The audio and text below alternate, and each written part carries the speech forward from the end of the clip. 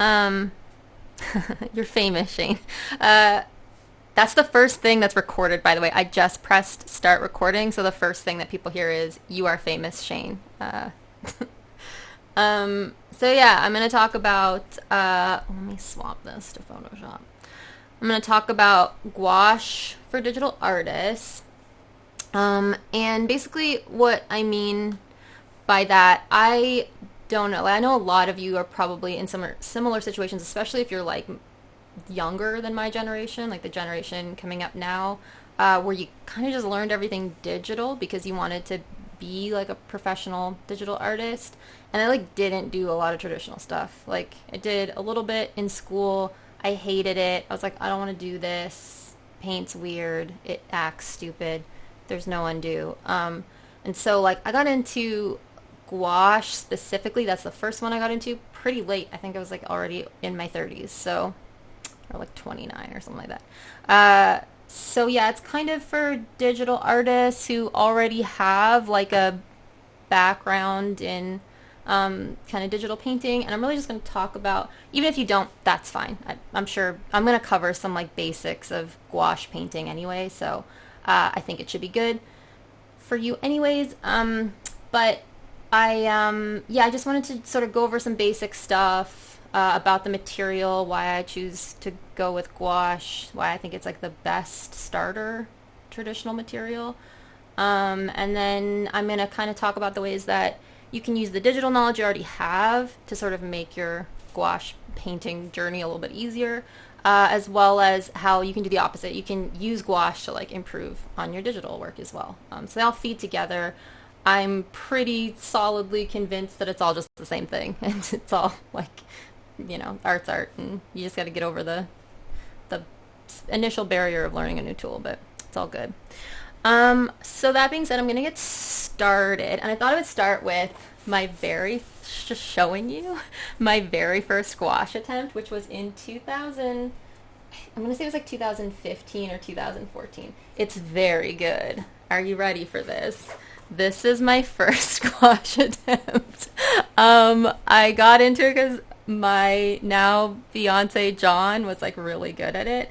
And I was like, I want to try that. And I put down this many brush strokes and was like, I hate this. And I'm never going to use it again. And I threw a little temper tantrum, actually. Well, I was like, let me try again. No, I hate that one even more. No, bad. What's going on? I don't understand. And I think I tried one more, and then I threw a temper tantrum. And this one's not even that bad. Like, I just threw a temper tantrum. Was like, I don't want it. I'm never painting with traditional materials.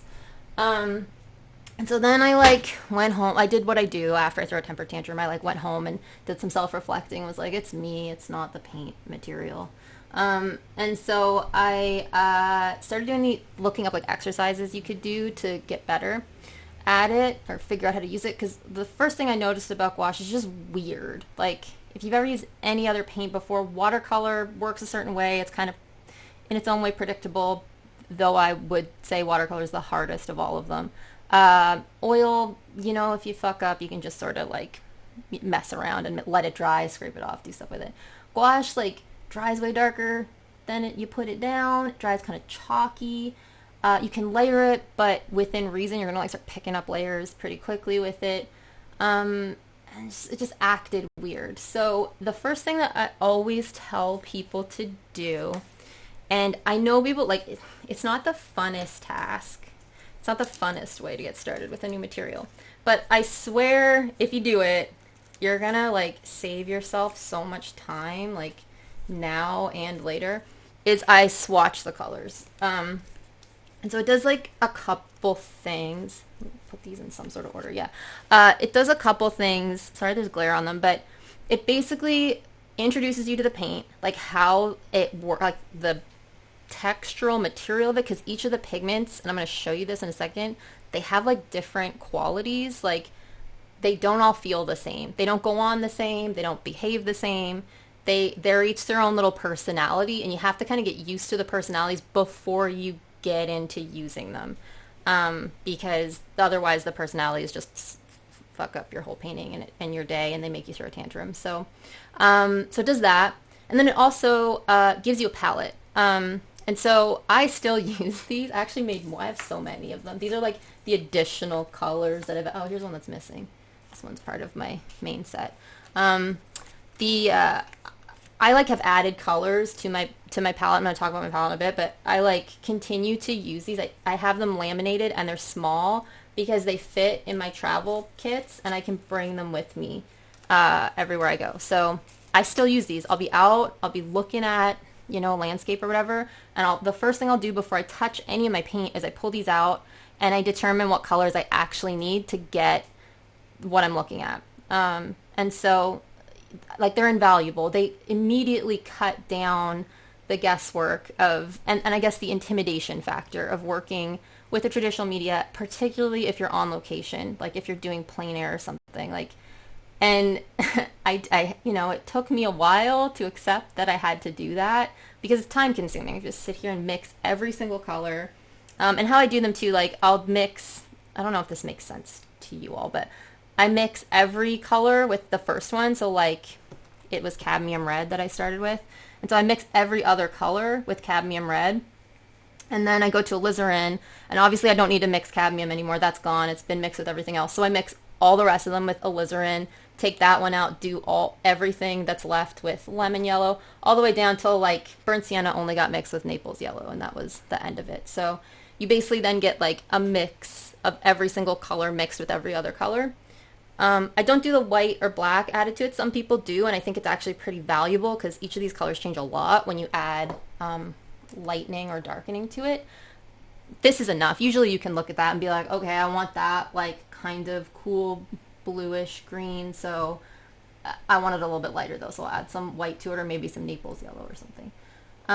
So yeah, it's a lot of work. I get it, but it's so valuable, and it just makes it like so much easier because like there's so much already to think about when you're out painting or when you're using a traditional medium because you don't have undo and you can't just like sit there and explore. So if you do this ahead of time, you just save yourself so much time and headache, and I still use them. I've been painting with gouache since 2015 now, and these are the ones I made. Like after I did those paintings, after I threw my temper tantrum, I went home and I made these, and I've used them ever since. So that's what I think you should do first. The palette that I have is a basic palette. You can't see it because my head is blocking it, but I'll pull them down here. I have a cool and warm of every one of the primary colors. So I have Alizarin is my cool red, Cadmium is my warm red, Lemon Yellow, cool yellow, Cadmium Yellow, warm yellow, Cerulean for my cool blue, and Ultramarine for my warm blue. And cool and warm is relative. Like if you think about like a color wheel, the cool one is just the one that's closer to the cooler colors. So like lemon yellow is not a cool color relative to blue, but it would be closer to a like green than it is to a red. So that makes it the cool version of the yellow. And Alizarin Crimson is closer to, it's got some blue in it, so it's closer to blue than it is to like pure red. So that makes it the cooler one. So it's just the relative temperature. Cerulean and Ultramarine, I kind of like, I don't know. Sometimes I think Cerulean's the warmer of the two. But you know what I mean? They just look different. One of them feels cooler than the other. I feel like Cerulean's cooler, but Ultramarine kind of feels like it has red in it, so I think that's the warmer. Anyway, it doesn't matter. Those are the colors that I have. And I'll show you why. Like there's a mixing reason why you want to have it, because you just get more range of color out of them. And then I also have, these are my like nice to haves. Just because like they're pre-mixed versions of colors. You don't want to sit there and mess around trying to get black. I don't use it that often, honestly. I don't often put it in my palette, but you know, I use it sometimes. So it's good to have if you need to darken something a lot. Use a lot of white, titanium white. Burnt Sienna, it's just a nice neutral, just a nice brown. Yellow Ochre, again, it's a nice kind of neutrally yellow. And then Naples Yellow, I'll use that sometimes instead of white because it's like a warm light color. You don't need to get these. If I was only gonna get one, actually, I'd get Naples Yellow and white. Those would be the two that I would probably get. But also Burnt Sienna I use a lot because it makes really nice. It makes nice colors when you mix it with Ultramarine, which is all stuff that you learn when you do the color mixing charts. Okay, so rest of the materials that I use. I've said before, and I stand by this. Brushes, especially with gouache, just don't matter. Like, you can use literally anything with them. Like, I think I've mentioned on streams before that my favorite brush is this one, and I'm sad because it's like falling apart. Like, I have to fix it. But it's a Cotman, Winsor & Newton. This is their student brand, and it's like all stained, and I just love it. This brush is, I think it's the one that I used to do that first painting. Look, it's all chipped and everything. Oh, like, you can't even see that. I'm sorry. I just love him. I don't know. He's a good brush. He's like, I'm never going to get rid of him. I might have to like re-glue this. But I think this brush was like $2. And then I have some more expensive ones that are nice. Like Rosemary and Co. They're known for like their oil painting brushes, but they make really nice like watercolor brushes that I use as well. This one's really nice actually for watercolor. It's like a mop brush. But you can use anything. I have like so many different brands of brushes in here. Cheap ones, expensive ones, everything in between. I think I've used this thing before. No, this is for gesso, but I've used something like this before. So yeah, whatever you can afford, whatever's in your price point. Same for the paint, like especially starting out, I just wouldn't worry about it. Like, you could paint gouache on a napkin, and I'm going to show you that because I've painted in that Hobonichi journal. I think some of you have seen that before. It's like rice paper, and you can paint on that with very minimal issue. So yeah, I'm going to get a brush out and show you some stuff. I'll use my good one that I love, actually. I'll use my cheapy one. My old faithful. Okay, so I mentioned that the paint has different consistencies. So I'm going to show you what I mean. And, okay, the other thing, the reason why you have to do the charts, and why I recommend, even if you don't do the charts right away, if you just mess around a little bit with the paint, there is a water to pigment ratio that is very hard to figure out at first, and it was one of the hardest like barriers of entry with this paint. So like, you don't want it to, like, let me put something down, you can see how it's acting. Okay, so that's not enough water. It's actually a good effect. I like this effect. Like, it's just a dry brush effect. But if you're trying to lay down like you know, flat areas of pigment, it's just not enough water. So you gotta like add more water into it until it gets like kind of like, I don't know how to describe this. That's what's hard about this. Like, not gummy, but like thick, slurpy. I don't know how to describe it. Like, it just goes on real nice and like smooth and even. You get like an even flat lay of it. And you still get like some textural stuff, which is really nice. I like that stuff. But it's just like a solid graphic laydown of paint, which is kind of what you're going for. So I mentioned there's a consistency difference. So that's a cadmium red, which to me is like a really thick paint. Watery mud. Yeah. Melted ice cream is also a very good way to describe it. Oh, if you use too much water, that's a good point. Thank you, Gary. I'm glad you're here. It looks like watercolor if you use too much water, which, you know, you can use it. I know James Gurney uses it this way. He uses it like kind of watercolory, which is really nice if you want to layer it. Because it is a layering paint, you can graphically layer like lights onto your darks, which is a unique quality of this paint. Like watercolor, you have to preserve your lights. Like, you can't make the paint lighter. You just have to leave the light areas alone, which is why I think watercolor is the hardest one. With this, you can layer up quite a bit. So if you keep it more watery, it enables you to layer more. However, it can be a little bit harder to get a flat graphic application. So you got it. Like, I wouldn't recommend painting this watery until you kind of know how the paint behaves. It's much easier to get what you're looking for when you do that like sort of flat application. So then for comparison's sake, here's my cool red, which is Alizarin Crimson, and I will try to get it that right muddy consistent. Melted ice cream. That's such a good way to describe it. I like that. I'm stealing it from your friend. So you can see, like, this is a solid application. Oh, it's chipping apart my poor paintbrush. That's a pretty solid application of alizarin. You can see that you can still kind of see the paper through it a little bit because alizarin is a transparent paint. And so you'll sit here and you have to layer it quite a bit until you get, I'm going to let it dry actually because it's another fun thing about it. You got to let it dry before you put more stuff onto it.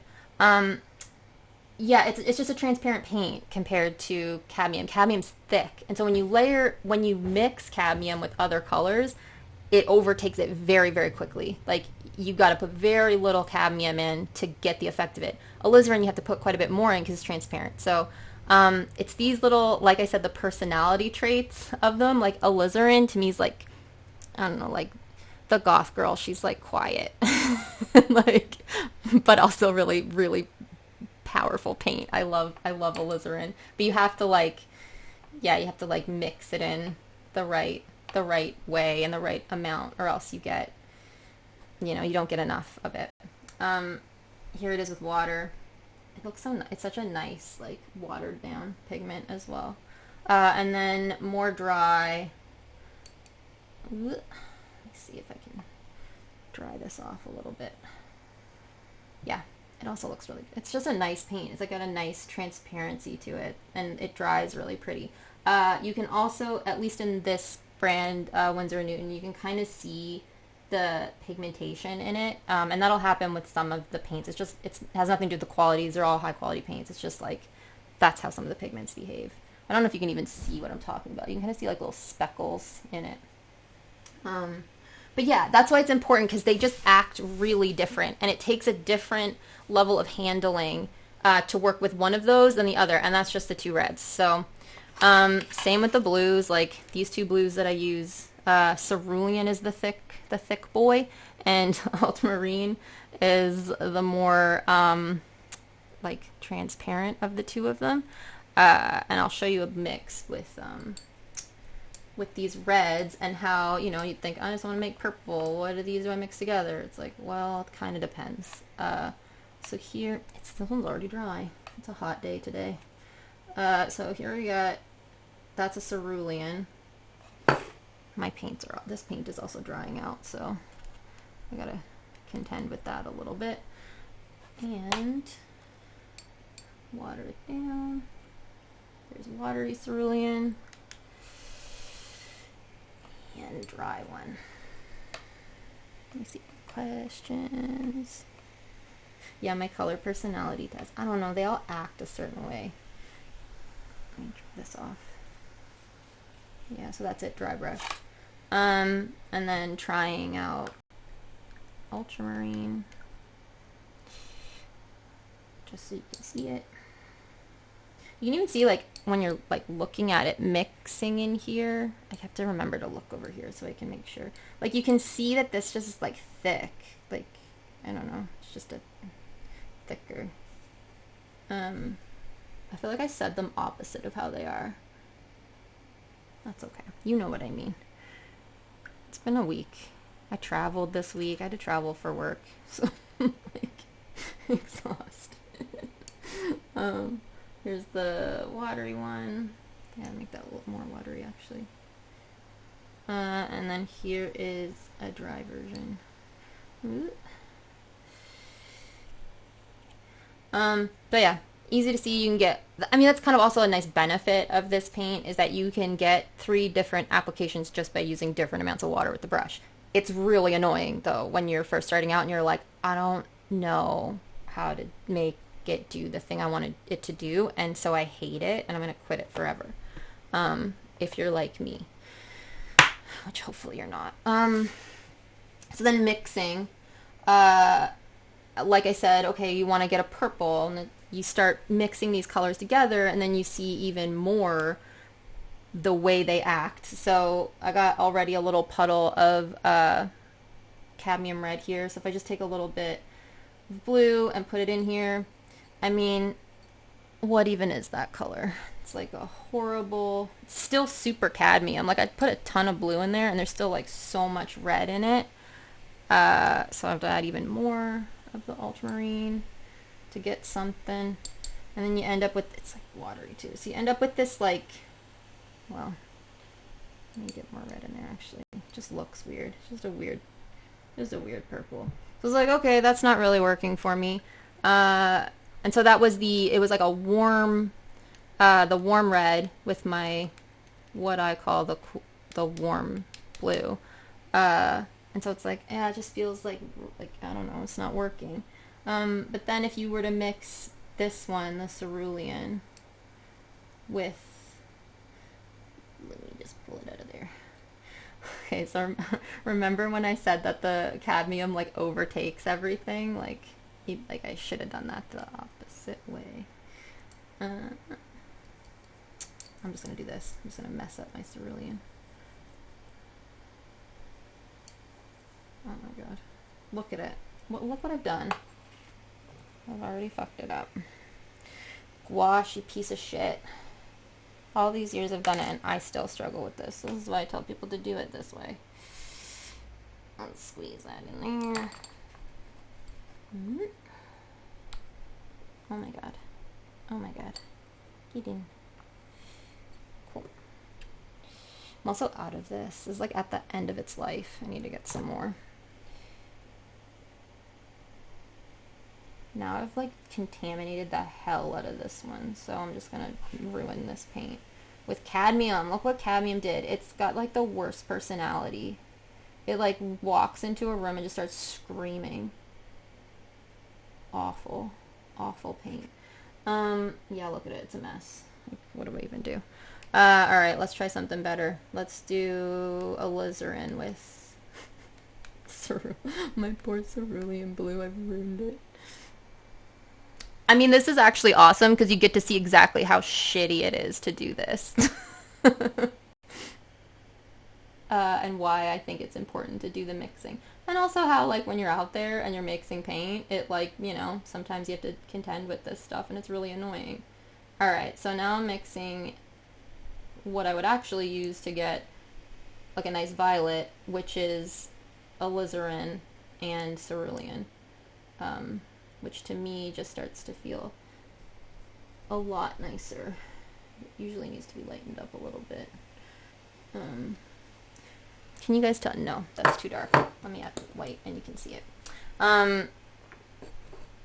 So yeah, as you're messing with it, you sort of begin to learn like which ones are going to create a yucky mud and which ones are going to create the exact type of purpley color that you're looking for, or orange, or whatever it is you're trying to mix. And like I mentioned before, I don't normally paint this messy, by the way. I usually have like a palette and I pull stuff out of the palette into the thing, so don't judge me. Nobody judge me right now. There we go. Yeah, you can't see that because of the glare. There, now you can kind of see it. So yeah, looking for like something just like more lavendery color. Let me put more white in that actually. That's better. You can see that just using the different, like the alizarin and the cerulean, just creates something completely different than what's over here. And like, not saying that that's bad. Like I use all these mixes for various things, but you can't get that from these two, like from mixing cadmium and ultramarine. So when you go with the cool red and the warm, the cools of each primary and the warms of each primary, it just allows you to mix any type of color that you're looking for. But then you also have to contend with the behaviors of the paint and all that other trash. So, and you just got to watch me live struggle with it, which, you know, that's just how it is. That's just part of it. Cool. So I went over that stuff, showed you the swatches. I'm reading notes off of this right now. I'm sorry. Oh yeah, I wanted to show you that you can paint on anything. So this is Arches paper, which is the paper I use for pretty much all of my gouache and watercolor paintings. It's a hot press, so it's like smooth, versus cold press, which is a good watercolor paper for like actual watercolor. So yeah, it's just got less tooth to it. Nicole Gustafsson described it as like if someone ironed it with an iron and like flattened all the wrinkles out, which I really love that description of it.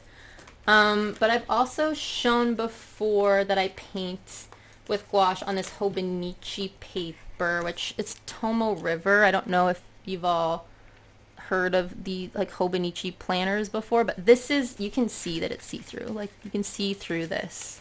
So it's like this really fine paper. And gouache actually goes on really nicely on it. Like it actually handles it quite well. Like, because you can paint gouache on anything. It's a super flat, super graphic. you don't need to prime it with anything. Like oil paint, it would eat this. Like it would just devour it for breakfast. But you don't have to do that. You don't have to prime it. You can if you want. It's another option if you want to paint on something and you're not sure if it's a good enough surface.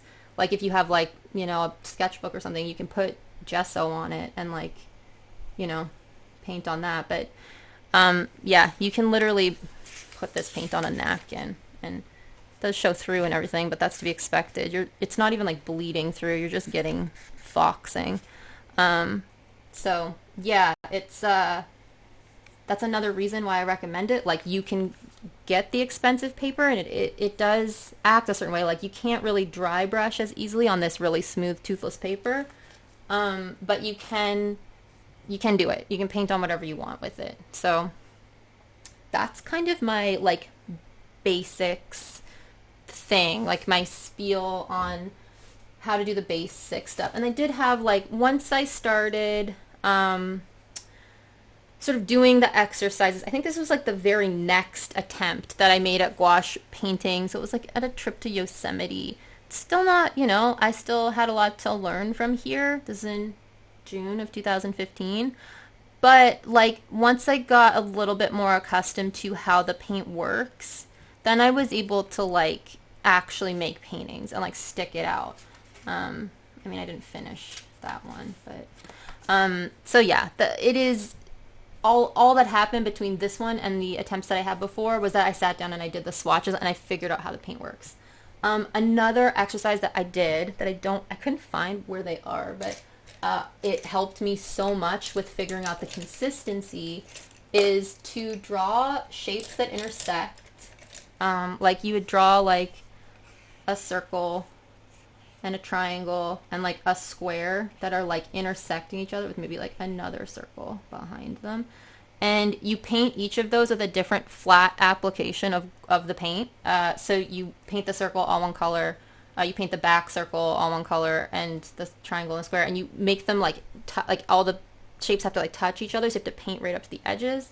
And that just teaches you a little bit about the control and consistency. And you want to try to make the application flat in all of them. You don't want to see like, you don't want this or this. You just want that flat middle application for all of them. So I do recommend that one as well. That's a really good thing that I did before I got more into it. It's a lot of work, but if you do it, I swear it's just like so much easier. Okay, so the next thing I wanted to talk about was how to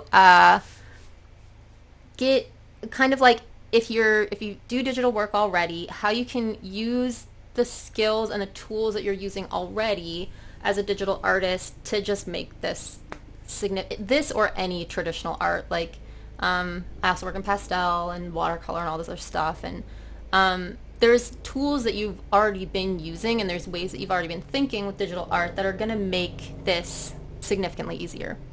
So the first thing is, instead of reinventing everything, instead of approaching it the way I did, which is like, this is brand new, I don't know how to do art, I don't know traditional stuff, instead of thinking about it that way, approach it the exact same way you would approach digital art.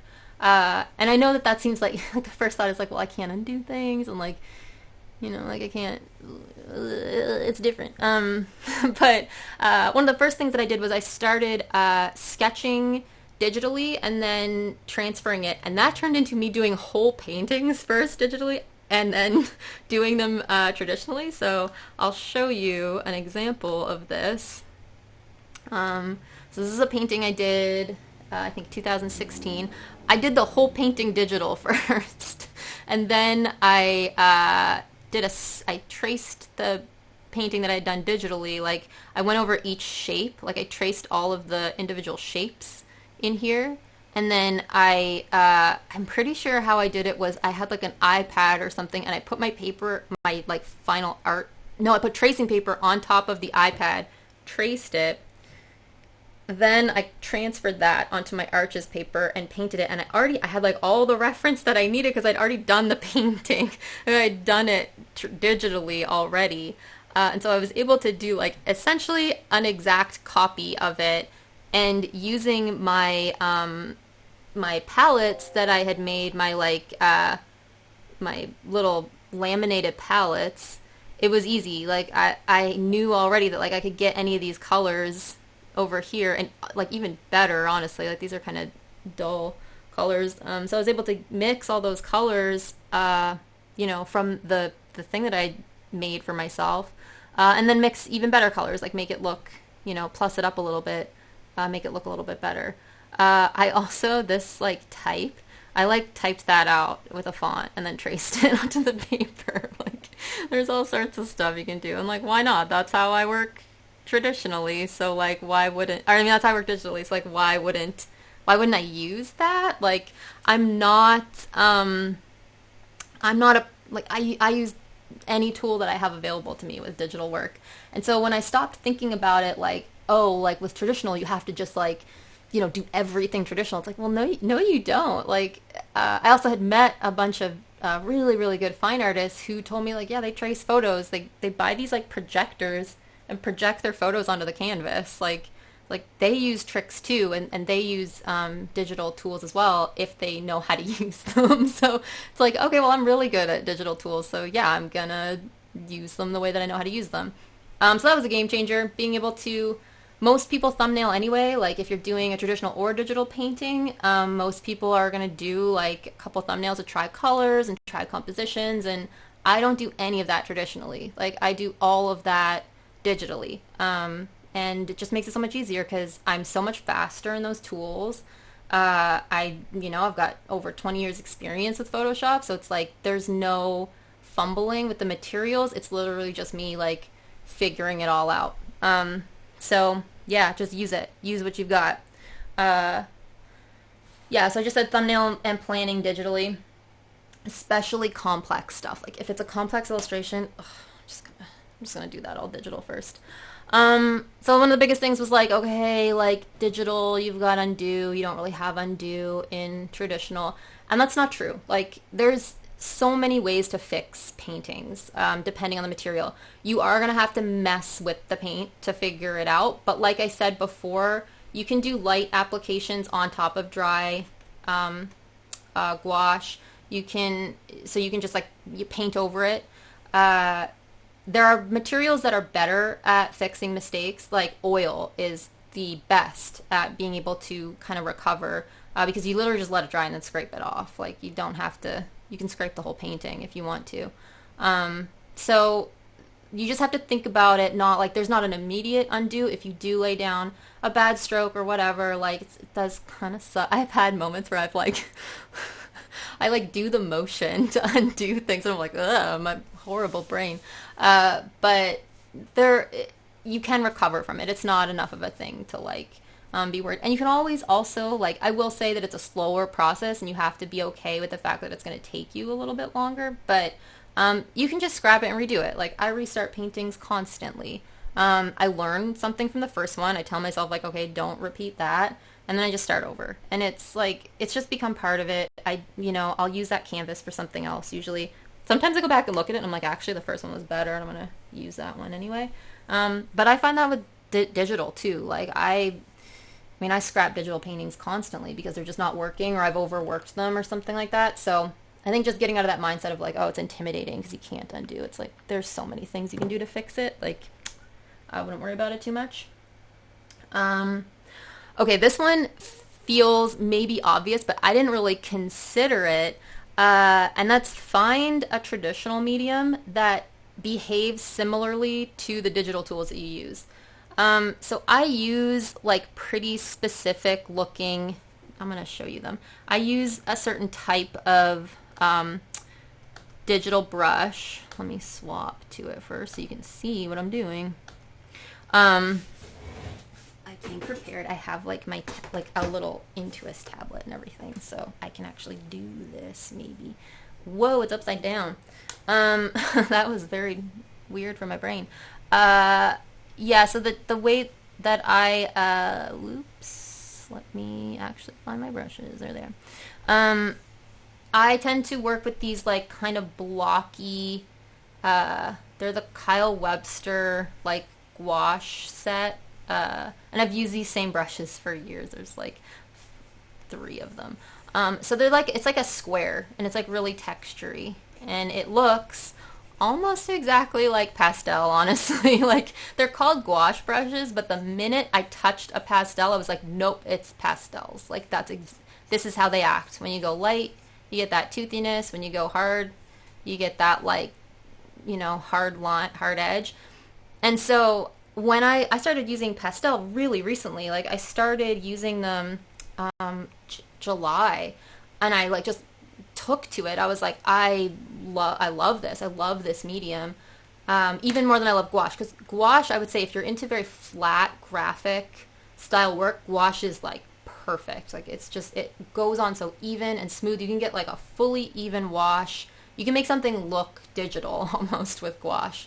And I like that look, but lately my work has had a little bit more texture. So the minute I found pastel, it was like, this is like exactly what I like. Like, I think I have swatches here. Look, you can kind of see.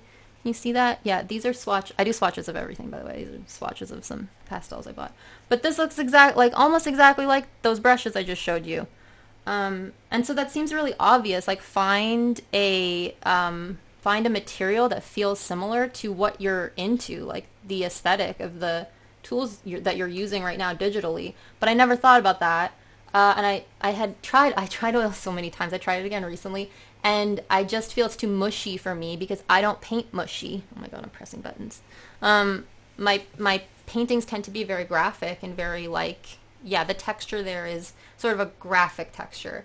And so that's one of the biggest things I struggled with for so long, was like, it just doesn't look the way that I want my art to look. And it's like, well, the materials matter and the tools matter, and how those tools interact with the paper and stuff, that all matters in that final look. And so experimenting and finding a tool that matches as closely as you can get it what you like about your current digital art, or maybe even like what you just like, what you want your digital art to look like. It's something that, like, no one had ever told me before, and I don't know why I didn't think of it on my own. But I think it comes from that idea that, like, oh, brushes don't matter, but it's like, oh, they kind of do. And then, okay, yeah, so I did that. Okay, so this one is my favorite one. Digital plein air as a form of note-taking that you can use for your traditional painting. So when I go plein air painting with my traditional tools, I take them all out and I paint traditionally.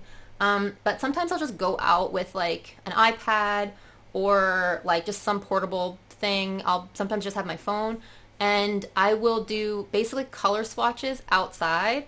So I won't do like full paintings. I'll do like sketches and like notes, basically. Like I write notes down and then I take a ton of photos. So the reason why I do it this way is because photos often add a lot of blue and they add a lot of contrast, and you don't get the real color.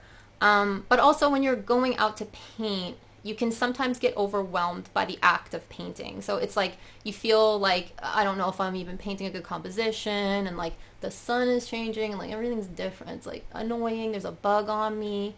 I'm too hot. So there's all this other shit that comes into plein air painting that sometimes like I just don't want to do it.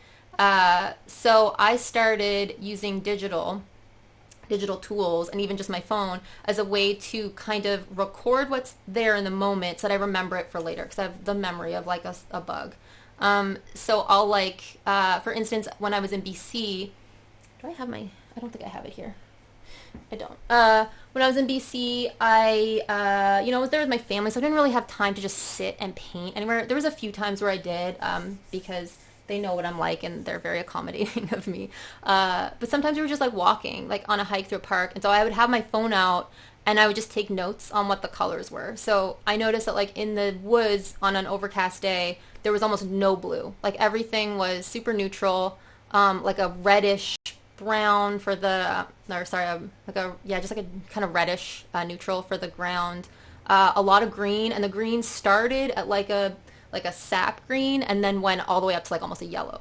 And so I just wrote these notes down for myself. I was like, I just remembered there's no blue, because when I looked at the photos that I took later, there was a ton of blue. Like the green, darkest greens kind of went to it like a very sort of ultramarine-y color. And that's just how cameras act. They have their own shit that they're working through.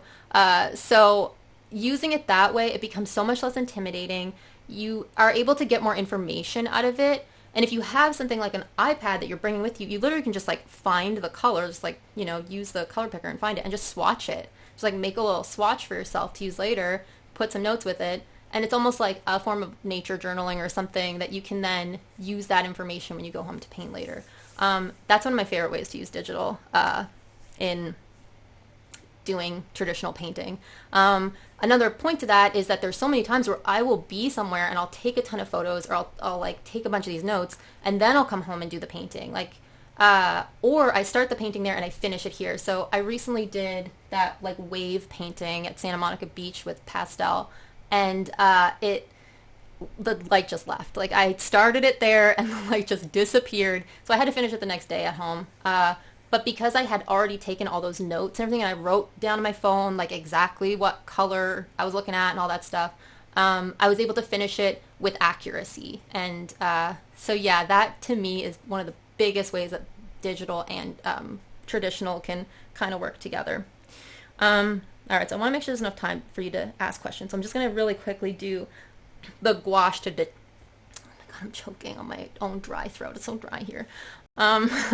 Bringing gouache back into your digital work. So this one is so fun because I've been recently experimenting with making my own brushes, which is very fun.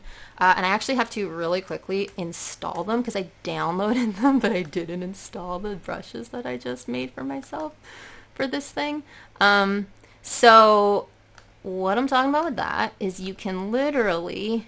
These are marks that I made. I think I can show you the actual thing. But can you guys see that? Am I actually on Photoshop? Yes. These are marks that I made with my brushes, with gouache. And then I took them into Photoshop. I leveled them out so that they're just black and white. And then I literally just kind of like make brushes out of these. Like I was messing around with them all yesterday. It was super fun. I'll show you what they kind of look like real quick. Customs. My customs. Hopefully these work. I just did them yesterday. I'm like new to making brushes, but I've been meaning to do this for a while, and it's like super exciting to me. So yeah, so you get like I was able to mess around and get like strokes that felt like, I call this one Big Chungus. Look at him. I like him a lot actually. These are all from my own brush tips, so I was able to, oh my goodness.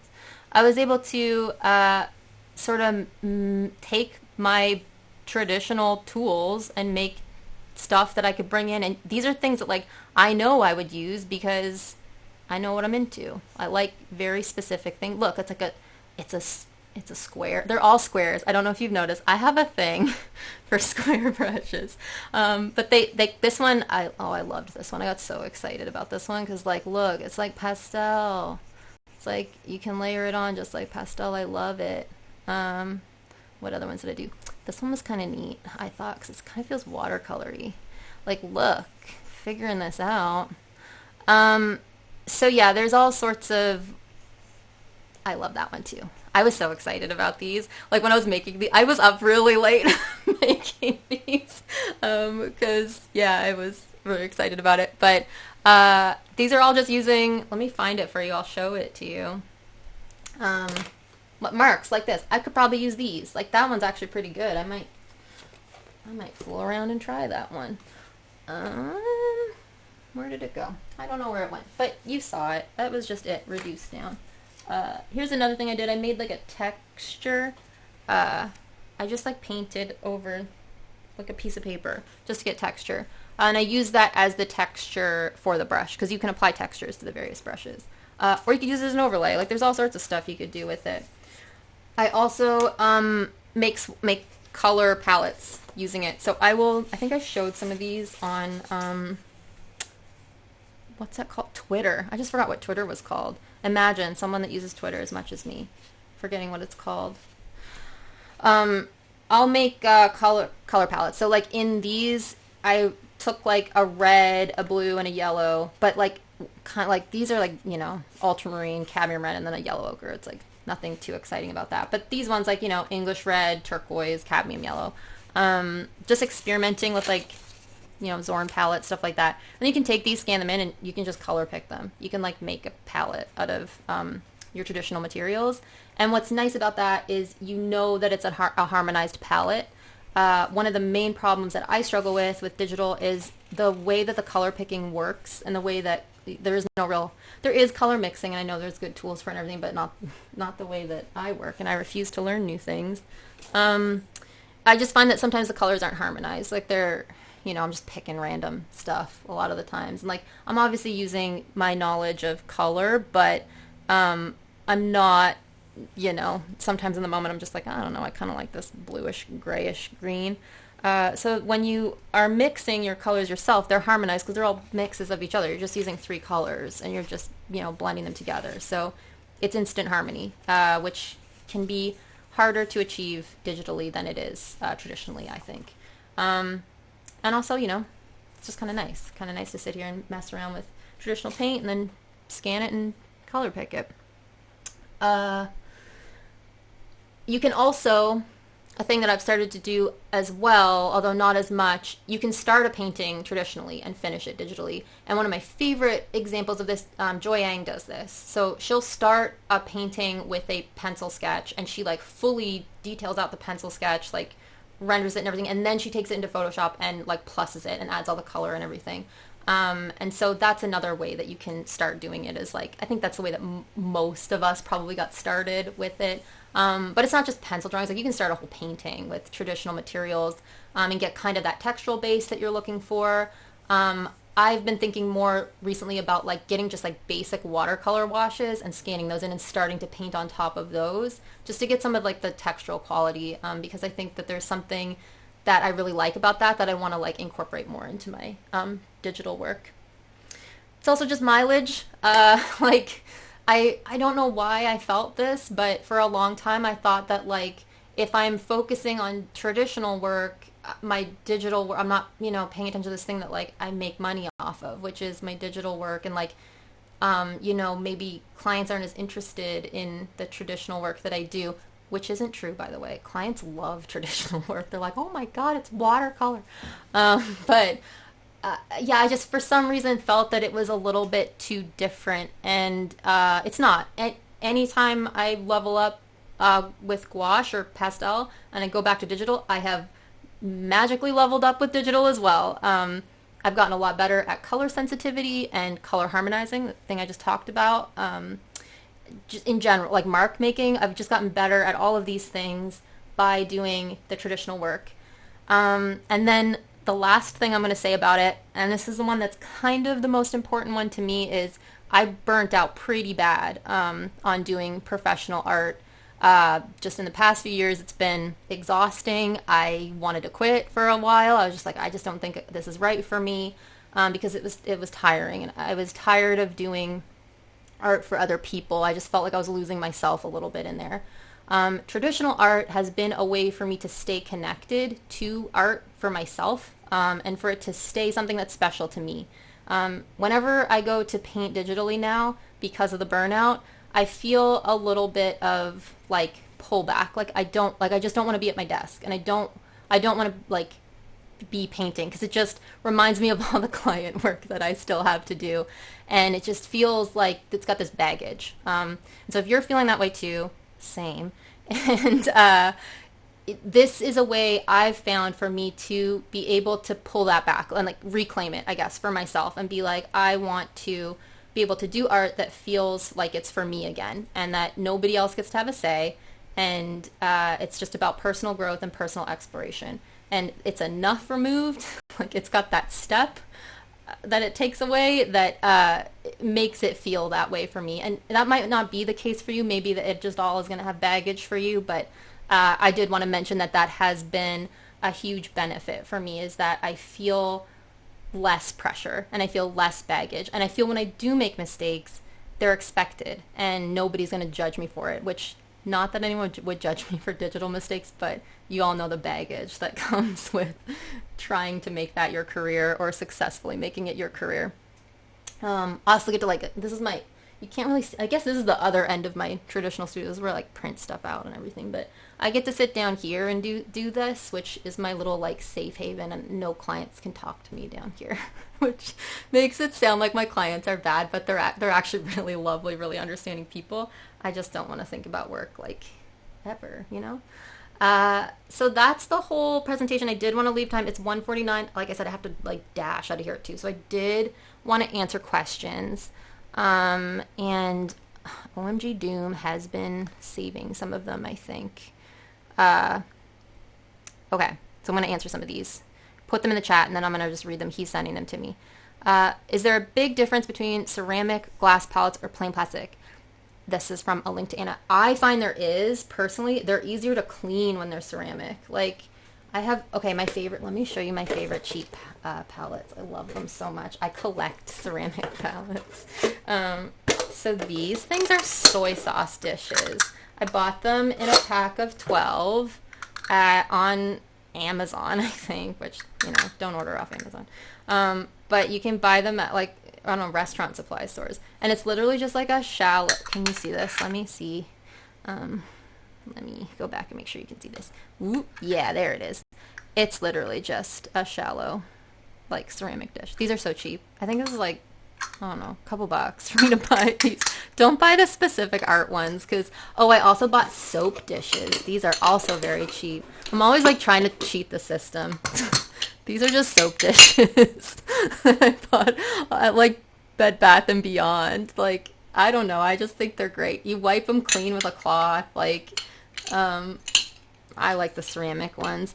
They can be a little hard to take on location. I like these flat ones because I wrap them in my, like, my like dirty rag that I bring with me. I like wrap them in that to protect them a little bit, and then I just put them in my kit, and they've never broken on me. These things are pretty sturdy, honestly, so I prefer the ceramics.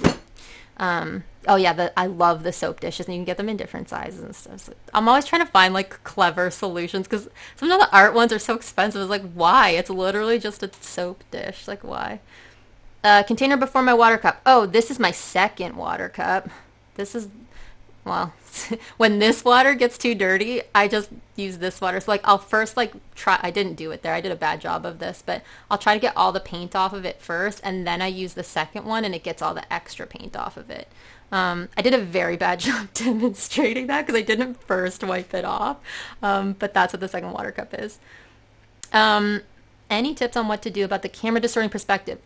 So I take it you mean when you're photographing your work. So I just recently looked into this because I was also struggling with this. The best thing to do is to put the art on the wall, even just like tape it up there, like put a bit of tape behind it and put it on the wall at eye level. So like even it out, put it flat, and then if you have a tripod, that's going to be the easiest, but if not, just use your phone. And take it, you can put the grid on the phone so you can actually see the lines, and it'll show you if the lines are even. And then if you really want to be extra about it, you put two lights, one on either side of it, shining on it, and it'll evenly light it from both sides. You can correct for most of that in Photoshop or whatever imaging software you're using, but yeah, putting it on the wall is the better option. I will sometimes lay it on the floor because the iPhone has this thing, I don't know if Android phones have this, I'm sure they have something, where it'll tell you if it's even. It's got a little crosshair, it's got like a white one and a yellow one, and you line those up and that tells you it's flat and even, so you know the floor is even, or even-ish. And if you even the phone out over top of it, then you're gonna get it flat. And again, use the lines to line it up. Any tips on how to improve with color harmony? Yeah, I mean, it is just like color harmony is literally just having the colors all sort of work together. And the way that that works is using a limited palette and mixing them together. So instead of I have other colors, by the way, that I use, which I like, but instead of being like, okay, well, I need a green, I need this specific green, I need sap green, I need, this yellow, this red, this buy a purple, whatever. Instead of doing that, when you mix the colors out of a minimum amount of colors, they naturally harmonize because every color is just made out of those base three. And so every color has the other colors in it. And so they're working together to harmonize, if that makes any sense. And it's also why a lot of artists will tell you not to use black or not to use, you know, these like, you know, my extras that I use. Because you can make a much more harmonized black if you mix a red, a yellow, and a blue. It has to be a dark enough one. Like, you know, I actually find that a good black, you can make it a like ultramarine and burnt sienna. If you use a lot of the ultramarine, you'll get a pretty dark, and then you put in some like cadmium red, just like a little bit, or alizarin, and you'll get like a really, really nice, rich kind of a black, like really dark color. And it just feels rich because it's harmonizing with the other colors. Like it has a little bit of them together. It's like a little family of color. So that's all color harmony is. And then in Photoshop, like if my real answer is I put adjustment layers on top of everything because like I just feel like I don't really think about it as much while I'm using Photoshop, although the traditional stuff is helping me with it. Like I literally just do color adjustments on top of everything. Like I'll do like, you know, color balance or like a selective color. That's what I use a lot. Photo filter. Oh my god, I love photo filter because it like does something nice to the edges. If you haven't messed with photo filter yet, you should do it. It like the warming ones, they look really nice. They add something. That's a secret. I'm kidding. It's not. Do you use blending using gouache? Yes. I don't much. You can though. There's some pretty cool tutorials on it. It's literally the same as like a watercolor wet and wet. Like you keep, if when the paint is still wet, you blend the other one in with the brush.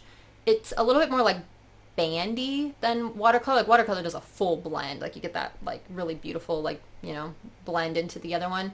This feels more like a graphic. It's a cool effect. But yeah, you just have to paint wet into wet, basically. So the paint's still wet, you add the wet paint in the new color into it, and it'll create this kind of like mushy. You sort of, another thing you can do is like you lay the two colors down, wet and wet, and then you take a brush with no pigment on it, just water, and you really gently graze over the like line between them, and that softens it, like it reignites the paint and like blends it. So yeah, there's all sorts of cool tricks you can do with gouache.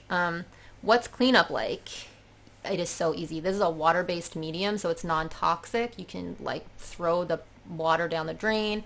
I use there's those little things you can get at the art store to wash any paint. It's like those little yellow soaps that are in it's like a container that's got a little soap disc in it. I use that. I just wash the brushes off.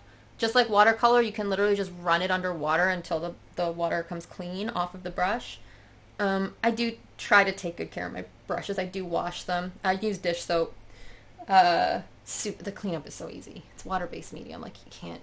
It's just like I can't imagine dragging oil paint with me to like a beach or something because it's just like you gotta like sacrifice a lamb and all sorts of stuff to use oil efficiently. All right, looks like that was it for questions. It is 1:57. Do you apply any glazing to preserve your gouache paintings? No, you don't have to do anything to it. You don't have to fix it. You don't have to do anything. It's also, this is dry. Like, look, it dries immediately. In fact, it's kind of annoying. Look at how dry it all is. The fucking cadmium. Look at this piece of shit. That shit paint. Actually, cadmium's actually nice.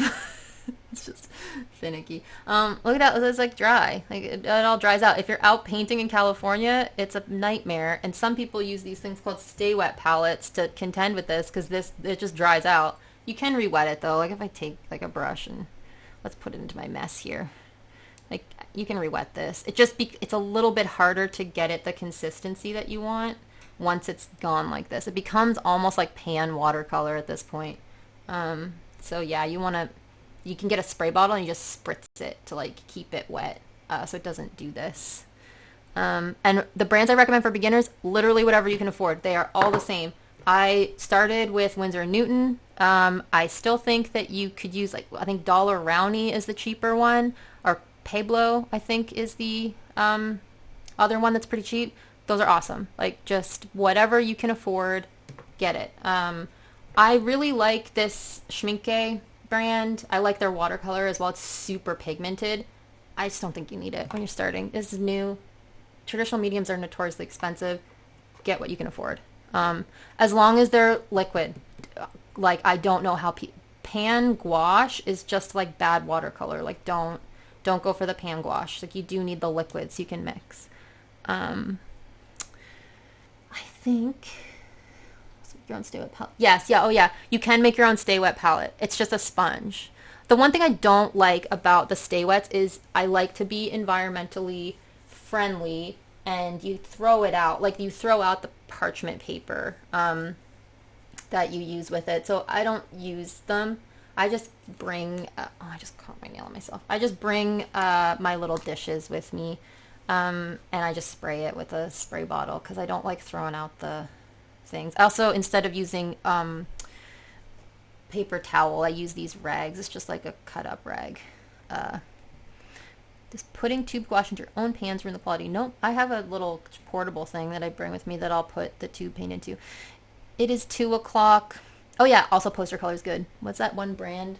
I think the kind that they use at Studio Ghibli, I think it's called Knicker Poster Paint. That stuff is really nice, and it's in like these jars that's like packaged nicely. Okay, I gotta go. But it was real nice chatting with you all, and yeah, hopefully you got something out of my very quick gouache demo. And I hope you all have a good rest of your day, or good rest of Lightbox if that's what you're doing. And yeah, thanks a lot. See y'all.